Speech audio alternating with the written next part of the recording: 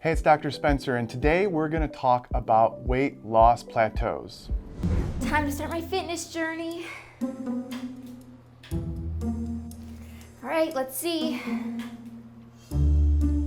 Yes! All right, time to see again. Yes! I hope this keeps going. What the heck? This better be back down. Oh, mother! Oh. Yeah, Dr. Spencer? Your programs suck. I told you the carbs are gonna make me fat, and you didn't listen. I hate you, and your memes are terrible. Well, anyway, what are weight loss plateaus? So first, we want to differentiate between weight loss and fat loss plateaus. That's important, that we'll get into later. But when it comes to strictly weight loss, we're looking at pounds on the scale. So a strict weight loss plateau, I would define as the average 3 to 4 weeks and no weight loss at all.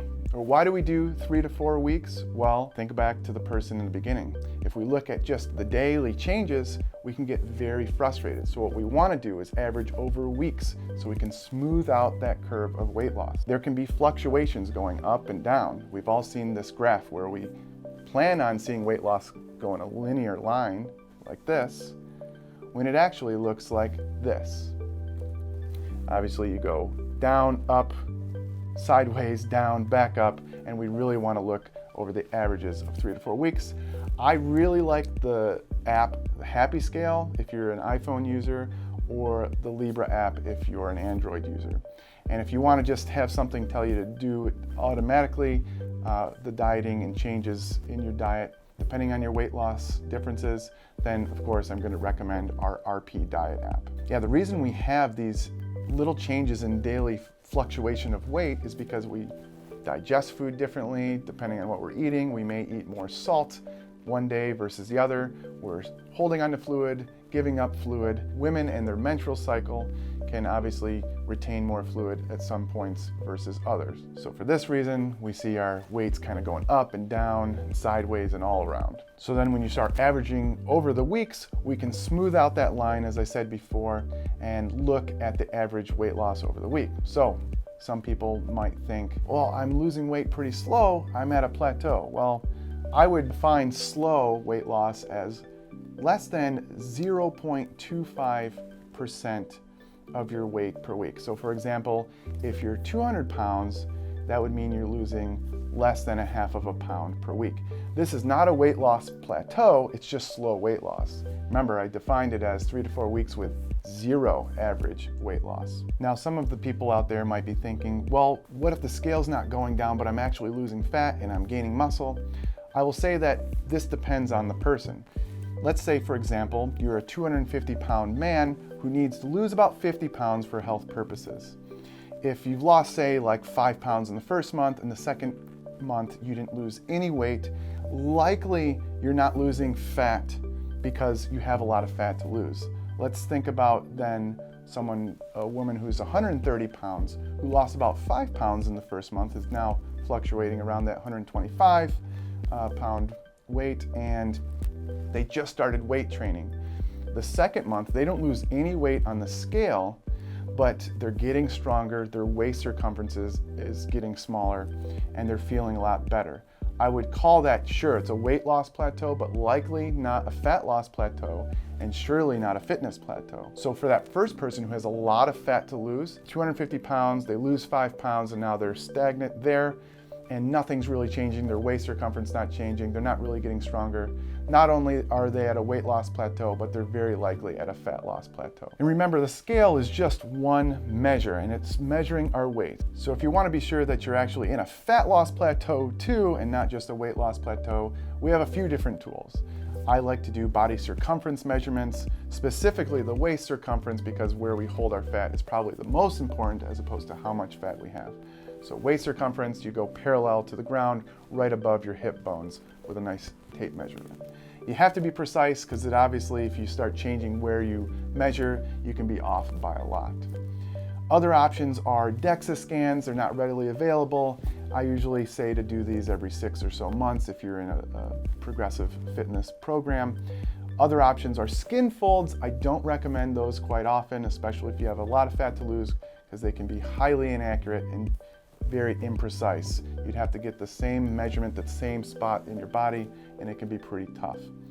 There are other new options such as these in-body scales where you hold on to the handles and you step on the scale at the gym. These ones are okay and they're getting a little bit better. If they're available, they might be an extra tool that you can use. So what do you do when you're in a weight loss and fat loss plateau and you have a lot of fat to lose? Obviously, if you follow our RP app or templates, it does it all for you, but if you're doing it by yourself, here are some options. First, you have to ask yourself, how long have you actually been dieting? If you've been dieting for more than 3 months, it's probably a good time to take a diet break. I'll do a full video on diet breaks and how to do them, but if you look at most lifestyle interventions, you see this peak weight loss around 6 months and then a steady regain. The idea is that we want to prevent this from occurring, so we stop around 3 months, take what's called a diet break, where you bring your calories up to maintenance level. That means you're taking in as many calories as you're burning, and you focus on getting stronger in the gym and focus on other habits while regaining your energy and stopping you from being so hungry and tired all the time and getting you out of this diet mindset. Remember, I did a video all about that short-term mindset and why it can be harmful. Look at this as a long-term goal. The weight's still gonna be there, but you're gonna focus on other things. You can always come back to it after a couple months. When you've been dieting for more than 3 months and you reach a plateau, what happens is that we have this very high perceived level of effort. Our energy is low, we're tired, we're a lot hungrier than usual, and quite frankly, we're eating probably more calories than we think we are. We're in this dieting mindset despite feeling like we're putting in a lot of effort. So what you do is you take a break, you get out of that dieting mindset, you work on feeling better, getting better in the gym, and then later on, you tackle the weight loss again. Some people may be able to fight through this and actually break the plateaus, but I'd say if you've been going for 3 months and you're plateaued and feeling tired and hungry, it's time to take a break. Now, if you've been dieting for, let's say, fewer than 2 months and you have a lot of fat to lose and you've already reached a plateau, we got to do a few things. First, what I would do is what's called a dietary audit. This is where we'd actually weigh and track, at least for 2 weeks, every morsel that we're putting into our body. Not only drinks, candy, chips, but all of our portions of foods. Weigh it out, track it, put it in a calorie counter, and see how much we're actually eating. Commonly, we're just eating a lot more than we think we are. Now, if you're already doing that and you're at a plateau and you're very stringent on how you do this, then that means we probably have to drop the calories by 300 to 500. Once we drop our calories by about 300 to 500, we monitor over the next 3 to 4 weeks on how your progress is. Now, some may be thinking, look, Dr. Spencer, I'm already eating 1,500 calories. How can I drop by another 300 to 500 calories? Look, if you feel like this is the case and you have a lot of fat to lose, it's highly likely you're not actually eating that few of calories. As I said before, what happens is that we have this very high perceived level of effort. I'm not saying you're intentionally lying. I'm saying you're eating a lot more than you think you are. Obviously, in these cases, I have all my patients screen their thyroid, refer back to my thyroid and weight loss video to check what I do.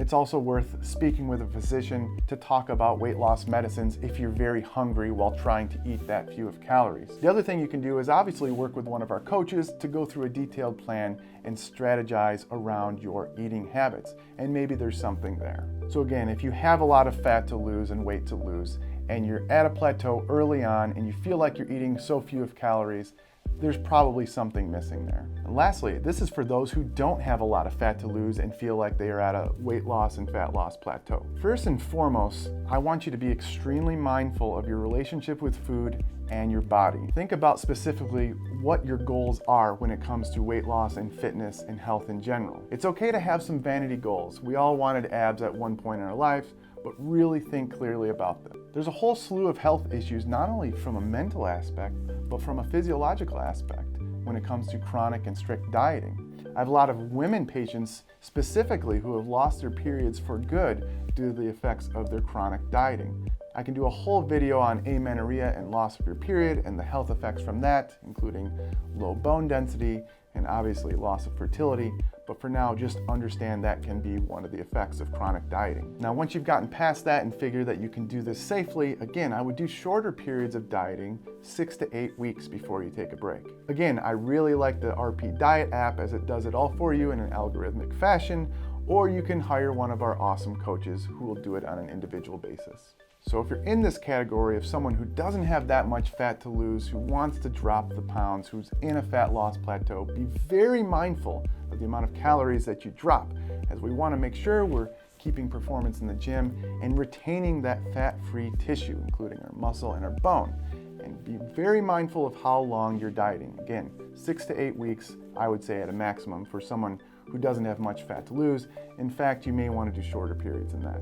Again, it's very important to understand which camp you fall into. If you have a lot of fat to lose and you have to lose fat for health purposes, you're in that first camp. If you don't have much fat to lose, be very careful about even wanting to lose fat. It's okay, like I said, but you want to do it safely. As a physician, my goal is to first do no harm. So that means I want to be sure I'm careful about who I'm prescribing weight loss and fat loss to. So if you're in that first camp with a lot of fat and weight to lose and it's causing health issues, of course, I'm going to help you do it safely. But if you're in that second camp and you're only doing it for vanity, it's okay, but we want to do it safely without causing harm, no mental harm or physiological harm. So just to recap, if you have a lot of fat and weight to lose, either you got to take a diet break at some point if you're at a weight loss plateau, or you got to drop the calories. If you're in that second camp where you don't have really much fat and weight to lose and you feel like you're at a fat loss and weight loss plateau, be very mindful of what your goals are. Make sure you do it very safely. So that's the gist when it comes to weight loss and fat loss plateaus. Like and subscribe to my channel, comment below with any questions you might have and any topics you want to hear about in the future.